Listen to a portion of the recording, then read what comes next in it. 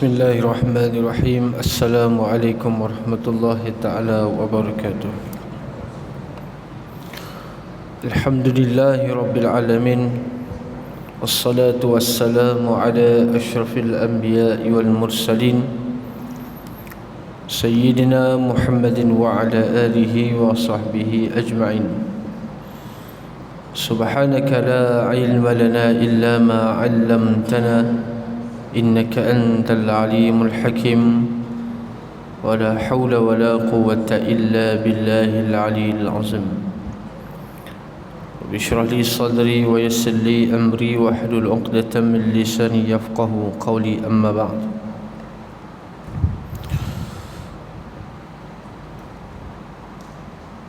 Baik, pada siri yang lalu kita ada menyentuh tentang satu hadis yang diriwayatkan daripada Ibnu Umar. Kata Ibnu Umar, ya Rasulullah, inni abi'ul ibila bil baqi. Ibnu Umar dia kata, wahai Rasulullah, saya telah menjual seekor unta di Baqi'. Fa'abi'u bid-dananir wa akhudhu ad-darahima. Saya meletakkan harga dengan dinar, beberapa dinar, iaitu dengan duit emas, dan saya ambil dengan duit perak. Maksudnya Ibnu Umar selaku penjual meletakkan harga itu mesti dibayar dengan duit emas, tetapi pembeli membelinya dengan membayar menggunakan duit perak. Kemudian kata Ibnu Umar lagi, wa abi'u bid-darahim wa akhudhu ad-dananir. Saya jual dengan dirham dan saya ambil dengan dinar. Maka jawapan Nabi sallallahu alaihi wasallam, la ba'sa an ta'khudhaha bi si'ri yawmiha ma lam taftariqa wa bainakuma syai'.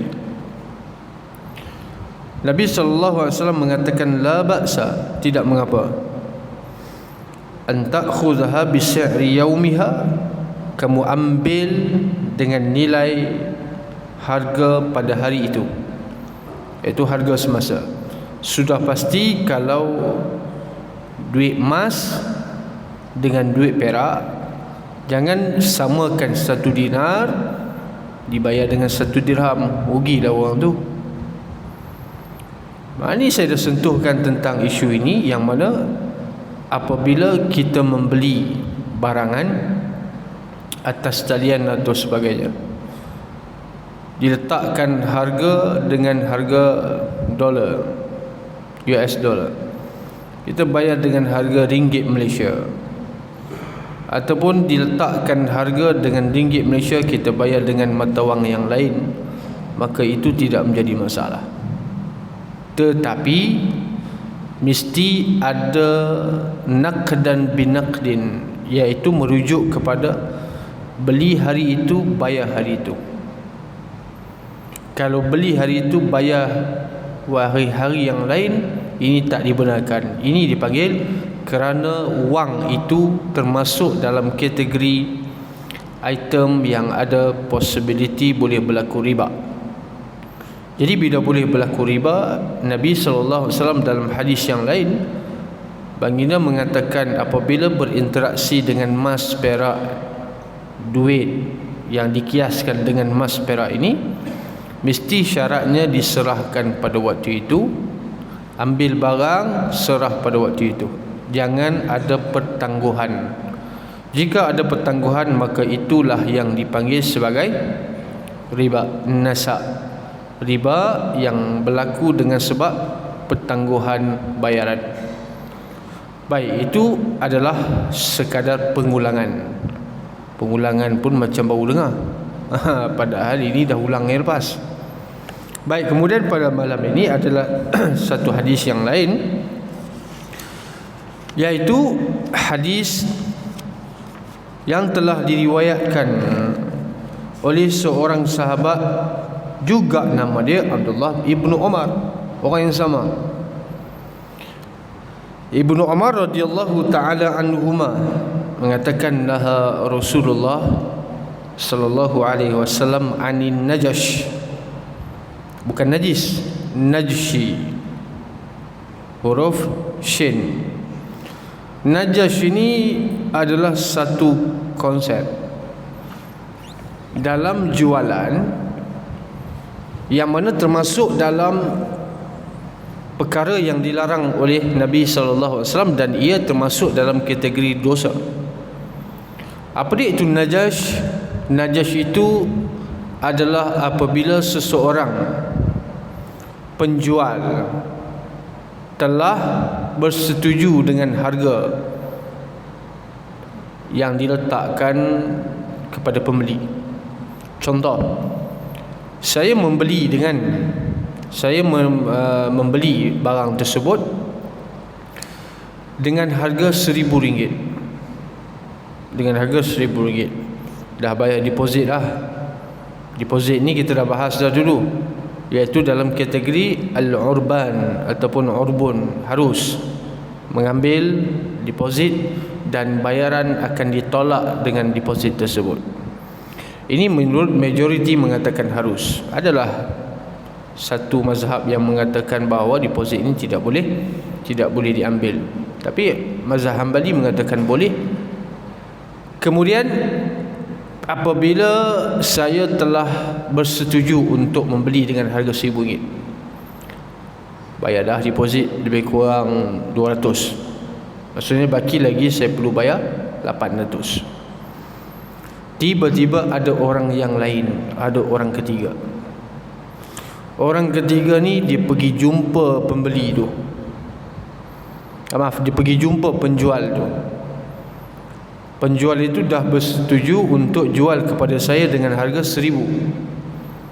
Dah bayar deposit pun 200, cuma lagi saya perlu bayar 800 baki. Ada orang yang ketiga, dia pergi jumpa penjual tu. Dia tanya, awak jual berapa? RM1,000. Okeylah, saya bayar RM1,500. Saya bayar RM1,500. Awak jual kepada saya. Jadi pembeli yang kedua tadi ni, dia bukan nak kepada barang tu. Ini penyakit hati lah. Najash ini melibatkan penyakit hati dan juga melibatkan akad. Pembeli ni dia bukan nak barang tu, tapi dia tak nak barang tu sampai kepada saya. Dia tak nak saya memiliki barang tersebut. Dia potong di belakang. Bahasa sekarang ni orang panggil sailang. Dia potong di belakang. Dia tak nak barang itu saya dapat. Bukan dia perlukan barang itu sangat pun, lebih kepada hasad. Maka dia bagi tahu kepada penjual, saya bayar RM1,500, awak jual kepada saya. Maka penjual pun jual kepada pembeli yang kedua tu dengan harga RM1,000, sedangkan saya dah bayar deposit, dah berjanji nak jual kepada saya. Dia pulangkan deposit kepada saya 200. Dia jual kepada pembeli yang kedua. Jadi interaksi ataupun transaksi lah, transaksi begini adalah haram, berdosa. Siapa yang berdosa? Saya tak ada kena-mengena, penjual dan pembeli. Maka di sini, apakah hukum mengamalkan ataupun melakukan perbuatan begitu? Ijma'. Bila saya sebut ijma' ni, tidak ada khilaf. Ijma' ulama' menganggap dan mengatakan bahawa perbuatan begini adalah haram. Haram baik kepada penjual, pembeli. Pembeli memang dia beli itu kerana hasad, kerana tak nak barang itu dimiliki oleh saya. Penjual, yalah orang tawar lebih, tapi dia dah janji dengan pembeli yang pertama. Yang kedua berkenaan dengan apakah hukum penjual beli begitu sah ataupun tidak. Okey, Yang pertama tadi, ijma' ulama mengatakan bahawa perbuatan begini adalah haram. Ini tidak ada khilaf. Kot ada ulama lain kata harus, boleh, tak. Perbuatan begitu adalah termasuk dalam kategori mungkar. Yang kedua, isu transaksi tersebut sah ataupun tidak. Dia beza, dua benda yang berbeza. Sah ataupun tidak itu melibatkan akad. Perbuatan itu melibatkan taklifi. Contoh lain, senang kita nak faham. Saya berwuduk dengan menggunakan air yang bukan milik saya, bukan air yang disabilkan di masjid ataupun di surau. Saya pergi masuk kedai runcit, saya ambil satu botol mineral, bukan minum, ambil untuk berwuduk, bukan bayar, curi. Perbuatan saya itu adalah haram, berdosa lah mencuri. Tetapi wuduk saya sah, karena wuduk tak ada kena-mengena dengan mencuri. Selagi mana air tersebut masuk dalam kategori mutlak, maka sah. Begitu juga dalam isu ini, perbuatan potong di belakang dengan menawarkan harga yang lebih, bukan niat nak barang tu. Sebab kalau memang dia nak barang tu, itu okey, itu boleh kita bahas dalam bab bid, meletakkan tawaran harga yang lebih tinggi, itu boleh, tak ada masalah. Ini bukan niat nak kepada barang, tetapi lebih kepada penyakit hasad. Dan jualan itu adalah sah. Hukum jualan itu adalah sah. Ini yang mana ini adalah pandangan daripada Syafi'i sendiri. Mazhab Syafi'i dan juga mazhab Hanafi menganggap jual beli itu adalah sah, tak ada masalah. Bila sebut sah ataupun tidak, ini dipanggil hukum wad'i. Sah batal itu hukum wad'i, tak ada terlibat dengan dosa pahala. Ingat, bila sebut sah batal, kena ganti, dhaman dan sebagainya, itu adalah bersangkut paut dengan keabsahan sesuatu amal, tidak terkait dengan dosa pahala langsung. Bab dosa pahala itu dalam hukum lain yang disebut sebagai taklif, melibatkan perbuatan. Maka satu pandangan yang lain selain daripada Syafi'iyah, selain daripada mazhab Syafi'i dan Hanafi, mengatakan bahawa jualan begitu adalah berada dalam tempoh khiyar. Khiyar ini kita dah bincang sebelum ni, adalah pilihan. Nak teruskan ataupun tidak, itu terpulanglah. Baik, itu adalah berkenaan dengan hadis Nabi SAW melarang jual beli dengan bentuk begini. Kerana jahiliyah, Nabi SAW diutuskan dalam kalangan masyarakat yang rosak, iaitu merujuk kepada penduduk Mekah. Jadi banyak perkara-perkara yang dilakukan oleh masyarakat yang disebut sebagai jahiliyah ini banyak bertentangan dengan syariat, itu sudah pastilah. Dan yang kedua, melanggar hak-hak asasi manusia, sehingga ada bentuk kezaliman, ada bentuk penindasan dan sebagainya. Kemudian hadis yang lain diriwayatkan daripada Anas bin Malik radhiyallahu taala anhu. Anas bin Malik ni, ibunya telah menghantar, ini sedikit tentang latar belakang Anas bin Malik. Ibunya telah menghantar Anas ni, bawa pergi jumpa Rasulullah ketika di Madinah, waktu usia Anas 10 tahun. 10 tahun dah bawa dah Rasulullah, ini Anas bin Malik, anak saya berikan kepada kamu wahai Rasulullah untuk berkhidmat dengan kamu. Maka Anas kata, saya berada selama 10 tahun bersama dengan Nabi. Dia duduk dengan Nabi dalam tempoh yang lama juga, 10 tahun. Bila kata 10 tahun, Anas bin Malik datang ke Madinah pada tahun pertama hijrah bersama dengan ibu dia. Tahun pertama hijrah. Kemudian waktu itu umurnya 10 tahun. Dia duduk dengan Nabi 10 tahun, 20 tahun.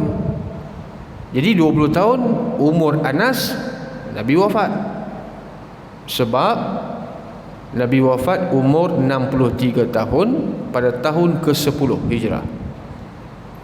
Tahun ke-10 Hijrah Nabi wafat.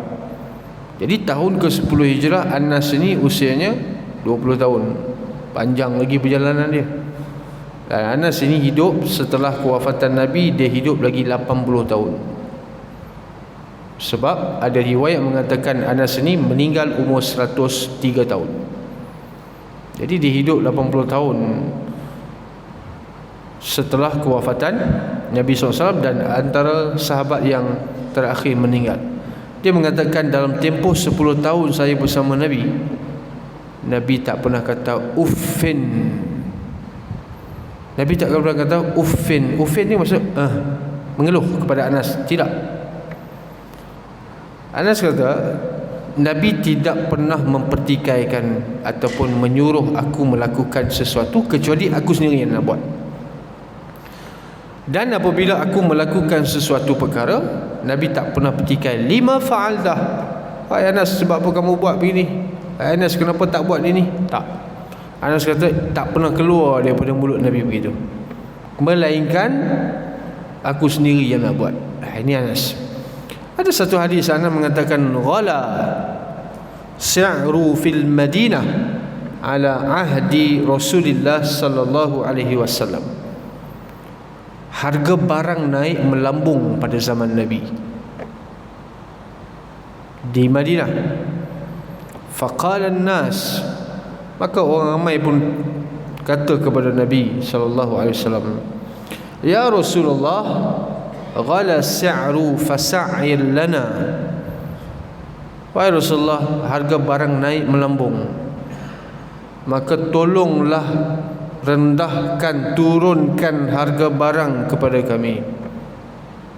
Turunkan harga barang kepada kami.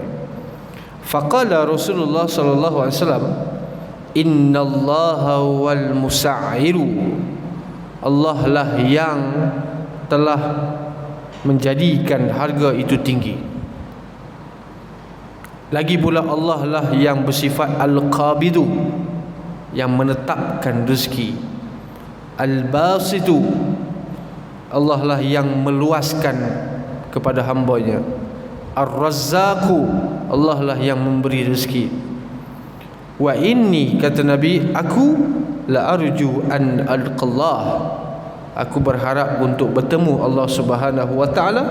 Wa laysa ahadun minkum yatlubuni, aku berharap bertemu Allah Subhanahu wa taala dalam keadaan tidak ada langsung di kalangan kamu yang menuntut hak kepada aku.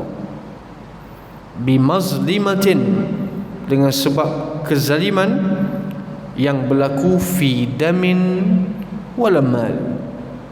Jadi Nabi SAW mengatakan, aku berharap bertemu Allah Subhanahu wa taala dalam keadaan tidak ada orang langsung yang datang tuntut hak dia kepada aku.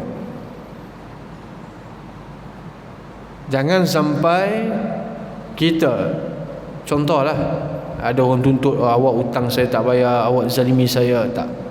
Nabi kata aku nak jumpa Allah Subhanahu wa taala dalam keadaan bersih. Maka di sini ada beberapa isu yang boleh kita faham. Bagi siapa yang faham ataupun membaca hadis ini secara literal, dia akan seronok lah. Terutamanya pihak yang menaikkan harga barang. Dia kata nak buat macam mana takdir? Harga barang naik melambung. Okey, isunya di Madinah. Kita kena tahu suasana dan persekitaran di Madinah. Nabi SAW tidak hidup bersama orang Islam saja semua. Di Madinah ni, Rasulullah bergaul dengan kaum lain yang beragama Yahudi, orang-orang Yahudi. Di Madinah, Yahudi terdiri daripada 3 kelompok yang besar, yang mana mereka ni kebanyakannya menetap di pinggir Madinah. Mereka tak duduk dalam pekan, mereka duduk di luar-luar. Yang pertama Bani Quraizah. Yang kedua Bani Nadir. Yang ketiga Bani Qainuqa. Dan sejarah telah menyebutkan bahawa Yahudi-Yahudi ini telah dihalau oleh Nabi sendiri. Nabi sendiri yang telah menghalau Yahudi-Yahudi ini. Dan yang paling terakhir dihalau oleh Nabi SAW keluar daripada Madinah, keluar daripada Hijaz, adalah Yahudi Bani Quraizah. Kenapa? Yahudi Bani Quraizah telah berkomplot dengan pasukan Ahzab. Pasukan Ahzab yang kita baca di dalam takbir raya tu. Wa ya hazimal ahzab. Dalam kunut nazilah pun kita baca, dalam takbir raya pun kita baca hazimal ahzab, iaitu merujuk kepada Allah Subhanahu wa taala yang telah membinasakan pasukan tentera musyrikin Mekah dalam peperangan Ahzab. Peperangan Ahzab ini berlaku lebih kurang pada tahun ke-5 Hijrah. Perang Ahzab ini dipimpin oleh Abu Sufyan bin Harb, mewakili, dia hasut semua penduduk-penduduk di Mekah dan bani-bani kabilah-kabilah yang ada di sekitar supaya bersatu dengan dia untuk berperang dengan Nabi. Termasuk juga dia telah menghasut Yahudi-Yahudi yang telah menjadi pelarian sebab dihalau oleh Nabi sebelum itu. Antaranya adalah Yahudi daripada Bani Nadir. Ketua Yahudi Bani Nadir ini, dia telah menghasut satu lagi etnik Yahudi yang masih ada di Madinah. Satu-satunya kumpulan Yahudi yang terakhir yang ada di Madinah, nama dia Bani Quraizah. Ini tak kena halau lagi sebab dia masih lagi menjaga hubungan baik dengan Rasulullah. Dan bila berlaku perang Ahzab, Yahudi yang menjadi buangan ini, dia hasut Yahudi yang duduk di Madinah supaya menyertai dia dalam perang Ahzab untuk lawan Nabi. Yahudi Bani Quraizah ni kata, kami tak nak lah, tak nak masuk campur, sebab kami dah buat janji dengan Muhammad tak masuk campur. Lalu mereka dia hasut. Akhirnya dia telah mengkhianati perjanjian dengan Nabi. Ni Yahudi Bani Quraizah. Sebab itu bila habis perang Ahzab, menang perang Ahzab ni, Nabi balik rumah nak gantung pedang. Orang Arab ni habis selesai gantung pedang tu, maksudnya dah selesai lah gantung. Lalu Jibril datang, dia kata, ya Rasulullah, ma wada'atil malaikatu aslihatahum. Wahai Rasulullah, para malaikat masih lagi belum selesai perang, maka hendaklah kamu pergi pula ke kampung Bani Quraizah, sebab mereka ni dalang sebenarnya. Maka Nabi pun kata kepada para sahabat, la yusalliyanna ahadukumul asra illa fi Bani Quraizah. Dalam hadis Bukhari, Nabi mengatakan kepada sahabat, waktu itu dah masuk waktu asar. Nabi kata, jangan sembahyang asar dulu, kita sembahyang di kampung Bani Quraizah. Maksudnya misi peperangan masih belum tamat, kita kena perang pula dengan Yahudi Bani Quraizah. Itu sikap Yahudi. Dan akhirnya Yahudi Bani Quraizah ni dihalau daripada Madinah dan mereka berhijrah, dan sampai sekarang tak ada lagi Yahudi yang berada di Jazirah Al-Arab. Tak ada lagi lah. Mereka dihalau, dan sejarah menunjukkan Yahudi ni memang duduk main-empat, duduk sana sekejap, lepas tu buat hal tempat orang kena halau, pergi tempat lain buat hal tempat orang kena halau. Kalau kita ni minoriti, kita duduk tempat orang, kita kena ikut cara orang lah. Betul? Kita seorang, kita masuk kampung orang, kita jangan buat macam kampung kita. Kalau kita masuk tempat orang, kita buat macam tempat kita, buat macam kampung kita, itu salah lah. Jadi begitulah Yahudi yang mana mereka ni adalah minoriti, mereka banyak masalah di Madinah. Okey, apabila Nabi SAW dan juga para sahabat orang Arab, mereka berada bersama dengan orang-orang Yahudi. Yahudi ni mereka ni telah menguasai pasaran zaman Nabi. Jadi kalau Adalah beberapa peristiwa Yahudi ni cari masalah. Yahudi ni lah yang buat perangai suka sembunyi barang. Ada juga orang Islam yang buat perangai suka monopoli barang. Itu kita akan baca hadis tentang apa? Ihtikar. Iaitu Nabi SAW melarang daripada menyembunyikan barang dan dijual dengan harga yang tinggi. La yahtakiru illa al-mukhti'u. Nabi mengatakan tidak melakukan perkara begini kecuali orang tu adalah orang yang berdosa. Tapi ada perbincangan di kalangan ulama, adakah barang itu semua barang ataupun barang asasi sahaja? Itu ada perbincangan dia. Baik, kalau orang yang faham hadis tentang kenaikan harga barang di Madinah secara zahir, iaitu Nabi SAW mengatakan nak buat macam mana, itu takdir Allah. Seronoklah dia, peniaga seronoklah, pembeli tak seronok kan? Peniaga seronoklah barang naik, pembeli, adakah pembeli suka untuk bayar dengan harga yang mahal? Tidak. Jadi apa yang kata Nabi SAW? Nabi kata innallaha huwal musa'ir. Allah Subhanahu wa ta'ala lah yang menentukan, menghendaki perkara ini berlaku. Maka apa yang dikatakan oleh para ulama? Imam Malik bin Anas mengatakan bahawa apabila harga barang itu tinggi, contoh beras harganya RM38 untuk 10 kilo. Ini beras biasa, RM38 untuk 10 kilo.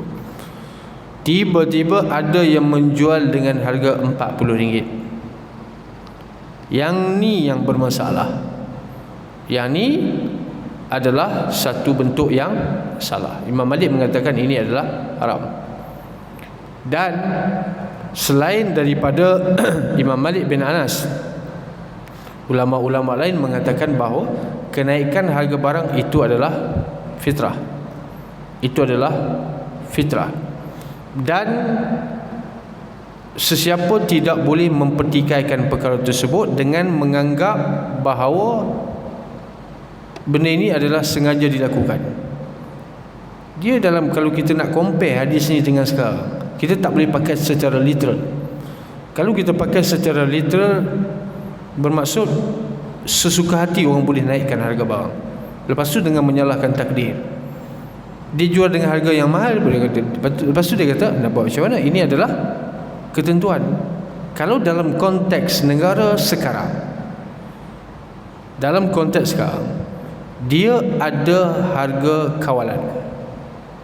Barang yang dikawal oleh, bukan semua barang dikawal oleh kerajaan. Kerajaan bukan komunis. Kalau komunis semua dia nak kontrol, semua dia nak kawal. Tak. Bukan semua barang dikawal oleh kerajaan. Ada barang-barang yang tertentu yang masih berada di dalam harga kawalan. Jadi harga kawalan inilah kalau dijual dengan lebih daripada harga kawalan, ini baru tak boleh, baru dosa. Dia faktor dia, kita tak boleh samakan apa yang berlaku di zaman Rasulullah seperti mana disebutkan oleh Anas dengan sekarang. Sekarang ni kita bukan bergantung kepada ekonomi kita sepenuhnya. Zaman Nabi transaksi masih lagi menggunakan apa? Emas, perak. Emas, perak. Kita tak guna emas, entah emas duduk di mana pun tak tahu. Kita pakai kertas. Kalau ikut kertas itu, semata-mata kertas itu ada nilai? Tak ada nilai. Ini isu lain pula lah. Okey. Kemudian Nabi selaku pemimpin, kenapa Nabi tidak bertindak menurunkan harga barang? Akan orang cakap kan, Anas bin Malik meriwayatkan sahabat mengadu Rasulullah harga barang, tetapkan harga barang untuk kami. Nabi kata tak boleh, sebab nanti dikhawatiri akan membimbangi, merosakkan orang lain. Sebab apa? Sebab kalau dia dapatkan barang itu dengan harga yang mahal. Contohlah, penjual mendapat harga barang daripada supplier dengan harga yang mahal. Contoh, dia beli barang tu pun dah harga RM10.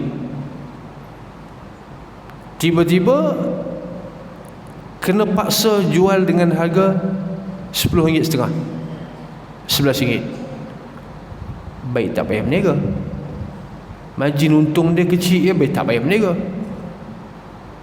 Jadi ini berlaku bentuk kezaliman kepada dia. Ataupun dia dapatkan barang daripada supplier dengan harga RM10, kemudian orang desak-desak pemerintah supaya meletakkan harga barang itu tetap RM10. Baik dia bagi saya, nak berniaga apa macam tu kan. Itu belum lagi dikira, belum lagi tengok kalau makan modal. Beli RM10 kena jual RM9. Baik sedekah saja kan, baik infak saja. Sebab tu Nabi kata, saya tak nak di akhirat nanti bila bertemu Allah Subhanahu Wa Taala dalam keadaan ada orang yang tuntut hak kepada saya. Tetapi bukanlah bermaksud boleh sewenang-wenangnya menaikkan harga barang. Harga barang tidak boleh dinaikkan sewenang-wenang oleh seorang sahaja. Orang lain masih lagi dah harga yang sama, dia naikkan. Tapi dalam konteks sekarang ni macam-macam lah. Barang naik. Ni isu sekarang lah. Barang naik,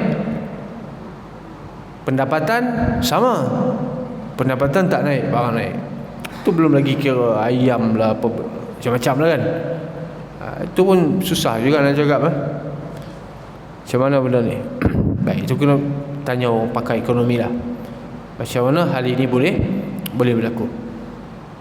Dan Yahudi yang saya sebutkan tadi yang ada di Madinah, Yahudi juga antara yang menguasai pasaran di Madinah.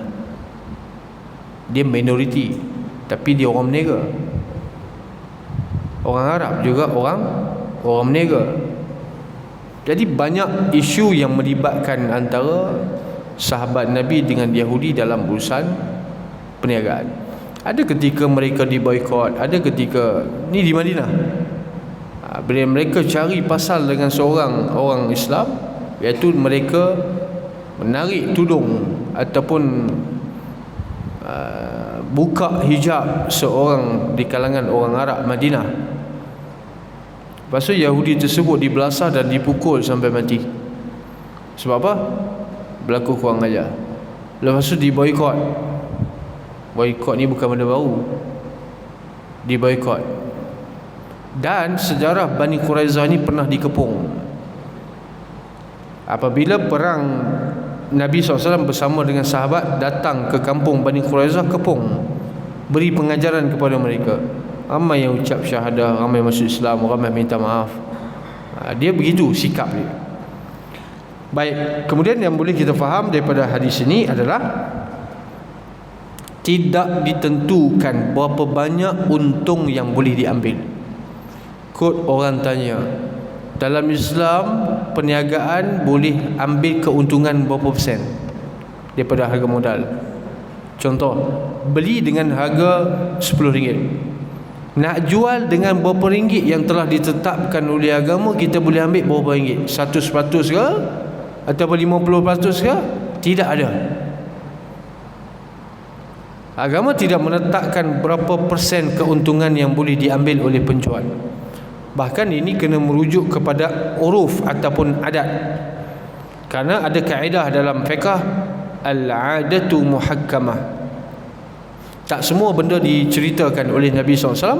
Maka kalaulah perkara itu tidak ada dalam agama, maka kena kembali kepada uruf ataupun adat orang waktu itu. Kalau tempat itu adat dia jual dengan harga sekian-sekian, maka itulah harga dia. Kalau untung dia berapa persen, itulah untung dia. Tetapi jangan mengambil keuntungan sampai menindas. Jangan dijualkan dengan harga yang terlalu tinggi. Ini sebab orang panggil harga Yahudi kan? Itu asalnya harga Yahudi dengan harga yang mahal. Kemudian hadis yang terakhir daripada Abi Hurairah radhiyallahu taala anhu, laha Rasulullah SAW an yabi'a hadirun libat wala tanajashu wala yabi'u rajulu ala bai'i akhihi wala yakhtubu ala khitbati akhihi. Nabi SAW melarang daripada bentuk penjualan yang pertama saya sebutkan tadi, iaitu bai'un najash, Beli bukan niat untuk nak beli barang, tetapi untuk lebih kepada dengki, tak nak barang tu sampai kepada kawan dia. Yang kedua, Nabi mengatakan wala yabi'ur rajul ala bai'ir rajul, jangan beli di atas belian orang lain. Ini juga lebih kurang sama maksud dengan yang pertama, tetapi yang pertama bai'un najash, beli sebab dia tak nak barang tu sampai kepada kawan dia. Yang kedua, beli atas belian orang lain. Orang tu dah beli, dah confirm, lepas tu dia letakkan tawaran yang lebih tinggi untuk dapatkan barang tersebut. Dan yang ketiga, wala yakhtubu ala khitbati akhi, jangan meminang wanita yang telah dipinang oleh kawan dia. Dalam riwayat Muslim ada tambahan lafaz illa an ya'zana lahu, kecuali apabila diberi izin. Jadi pinang di atas pinangan orang lain, beli di atas belian orang lain, adanya bai'un najash, ini akan menimbulkan permusuhan. Itu alasannya. Akan menimbulkan permusuhan, akan menimbulkan perbalahan antara sesama Muslim. Orang tu dah bertunang, kemudian bertunang je, bukan kahwin lagi pun. Memanglah, kan? Baru tunang tak kahwin lagi, dia potong kat corner. Maksudnya dia masuk pinang juga. Dan disetujui. Maka lelaki yang pertama tadi ni melopong dia, kan, melepas sebab kena sailang.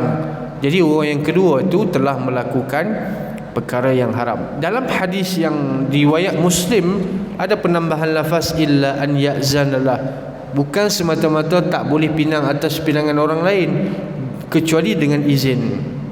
Kalau lelaki yang pertama mengatakan tak apalah, kalau awak nak, awak masuklah pinang. Lelaki yang pertama yang sudah bertunang itu diberi izin kepada lelaki yang kedua, itu tak mengapa. Ini ada riwayat Muslim, ada penambahan begini.